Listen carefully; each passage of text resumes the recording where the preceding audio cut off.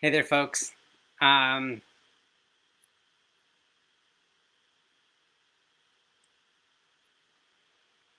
all right, folks. Here we go. Looks like we got the audio fixed here. So I'm going to talk a little bit about what's the problem with the world today, and I'm going to try to break it down as simply as I can. I've been thinking about this a lot in my life, um, and I've been sitting on a piece that I wrote about this for almost a year now, and I'm really sorry for keeping it back, but it's time to talk about it. You can find the essay or blog post over there on the side. So we have pretty much a global consensus right now that shit ain't working. All in the world, people are really scared, and it's intense. There's all sorts of problems, whether it's the climate, or the environment, or culture, or politics, or race, or just whatever the challenges are, we're struggling in lots of ways. And it's hard to sort of take it all in. And I want to give credit to Tim Urban, who wrote The Story of Us. He's the author of Wait But Why, which is an incredible blog. And he did a bunch of research, and he tried to answer this question. There's also a link for that over there on the side, too. Encourage you to check that out. But basically, he helped me break this down, and it goes all the way back to the beginning. Like, the very beginning. Like life. And the thing about life is we all want to survive. We all want to get through this thing, and we want to do our best. And it's really important. I need to take care of myself. I'll defend myself to the end. And everyone else is doing that too. You're doing that too.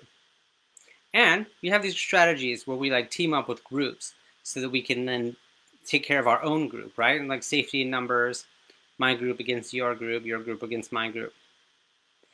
And over time, this like very natural sort of like amoral, neither good nor bad strategy of just wanting to survive, which is kind of the essence of life, has started getting us into trouble. Because as humans, we've learned some really bad strategies. Okay, maybe I don't need to say bad. We'll just say very short-sighted, but yet maybe very effective in the short-term strategies. And some of these strategies basically include taking over the other group. So that looks like colonization. But that also quickly leads to xenophobia and racism and conquest. And of course, through the means of capitalism and like modern industry, we've sort of conquering the whole planet. And these things might really work to get a lot of good, successful, thriving, and surviving in the short term. But they don't work very well in the long term. So this is kind of our first problem. This drive to survive has sort of gotten out of hand as we've picked up really bad habits and bad strategies over time. And we have the fortune now, though, of being able to see that the strategies that we've been using to get to here, to get to the level of surviving and thriving that we have right now, are actually like not going to work in the long term. We have enough foresight, and this is just like, as humanity, it's pretty amazing that we have enough perspective and understanding that we can see that we're about to drive ourselves right off a cliff.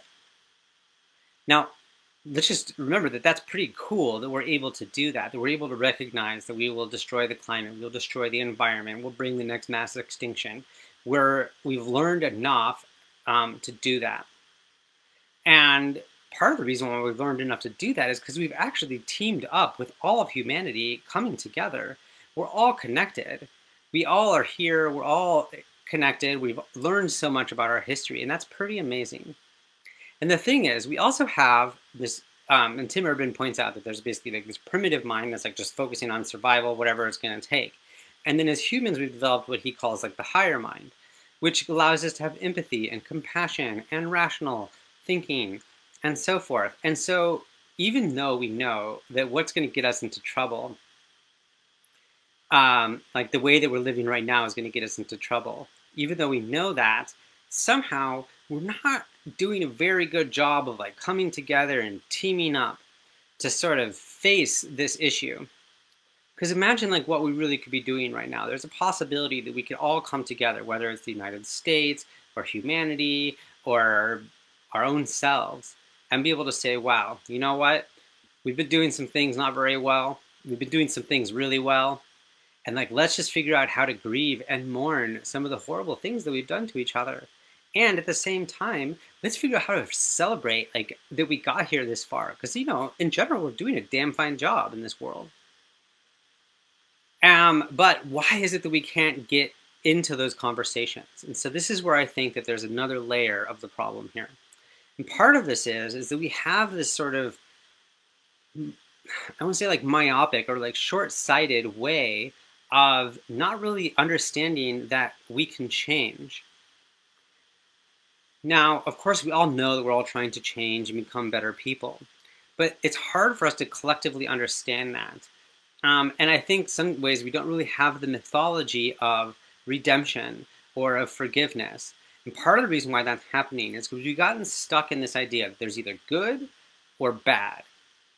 And then we've confused good or bad with good people and bad people.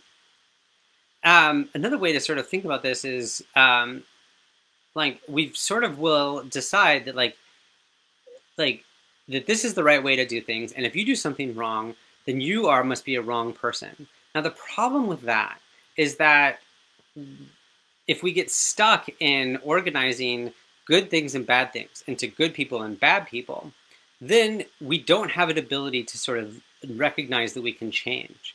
It also makes it really hard for us to admit that we've made mistakes. And of course, as I've explained, the whole history of humanity is full of plenty of big mistakes. Like, I mean, just slavery, for example. It's a huge, horrible mistake that we have committed, or that my ancestors have committed at least. But collectively, we've all been messing up the environment. We've all been like, I don't know, throwing away single-use materials. We're not doing the best job. We're forgetting to recycle, right? And so if we think that people who are like doing something good or bad makes you into a good or bad person, then it makes it really hard for us to face that not only ourselves, but all of humanity has been making mistakes, and our ancestors and all of that. It's like a really tough pill to swallow. And since that's hard to swallow, it makes it really easy for us to take this idea of us and them and be like, you know what? I'm on the side of the good people, and over there are the side of the bad people. And so this good guy, bad guy thing is part of what's dividing us. And so we can see all of our political divisions actually is coming down to this missing of the fact that, we can actually make mistakes, so we all make mistakes. So Brene Brown, as she tends to do, comes in and sort of saves us with this really wonderful way of thinking about this. She talks about the difference between shame and guilt. She defines it as this. Shame is, I am bad. Guilt is, I have done something bad, but I know that I'm inherently a good person. That thing I did was out of integrity. Now the thing is when we feel shame, it makes it really hard to change because we actually believe that what we've done is just fundamentally part of our nature. But if we feel guilty, there is space for us to change because there's this feeling of like, ouch, that doesn't feel good. I know that I can do better than this. And so that allows us to have this opportunity of redemption. Now, of course, that takes like a personal act of like forgiveness and compassion. And I don't know about you, but that's hard sometimes. It's hard to forgive myself. And it's even harder, and so then it becomes even easier than to just be like, I'm not going to forgive myself, I'm not going to forgive you or you or you. But then again, that gets us stuck in this like static way where we can't really change. So how do we get out of this problem? The way we get out of this is we realize that, you know what? There isn't actually good or bad. There's is and isn't. There's things that happen and there's things that don't happen. And now that seems a little hard sometimes to say, like, are you sure there's not good or bad? We can actually understand what's happening by understanding that there's better and worse. Now, what's good about better and worse is that we can also start recognizing that there's this whole spectrum and that we can always do things better. There's always a more adequate way of doing things. And what's also cool about better and worse is it's relatively easy for us to define what these spectrums are of better or worse, not only for ourselves, but collectively we can do it. We can say, all right, the better situation is going to be more sustainable. Worst situation is it's not going to last very long and we're all going to die. So are we moving closer to the better situation? Or, you know, we could say that like better is more inclusive, and you know, worse is more exclusive. You know, we could come up with different things, and we could maybe nuance it out. You know, like more people are happy, more people are suffering. You know, like we can start figuring this out, and then we can start measuring things along this scale. But what's also nice about this better or worse spectrum, as opposed to just like good or bad, um, is that it gives us space to know that there's an opportunity for progress and for change. And that is something that's really powerful for us. And it's also really useful because we actually get to remember that we have been changing forever. We've been doing this for a long time. And again, humans, we're doing a really good job. You know, like despite what's going on in the headlines, we have we have we're feeding more people, we're more connected, we're more understanding of our space in the world. People are evolving and growing and learning better than we've ever done before.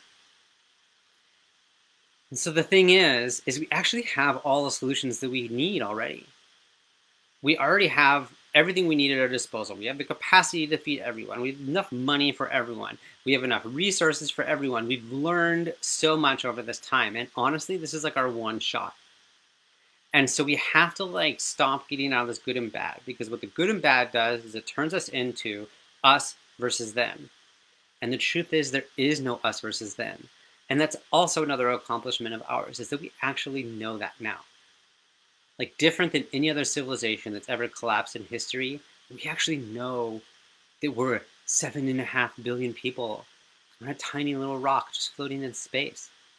And it comes down to this: we all win or we all lose. And we're a team together here on this. And what's even more is that everyone wants it to go well. Literally every person on this planet wants to be happy, and they want peace. And I know that that's hard to take, and sure, there are definitely some sociopaths that don't really have feelings and things like that. But honestly, the huge, massive majority of people, even those people who you really disagree with, they just want to make the world a better place. And so we get to do this together. But we have to get out of this idea that my survival and my sense of worth is dependent on showing that someone else is not right. And so all I can say right now is we're the team, everyone. Like, we know where we are in history. We know what we have possible.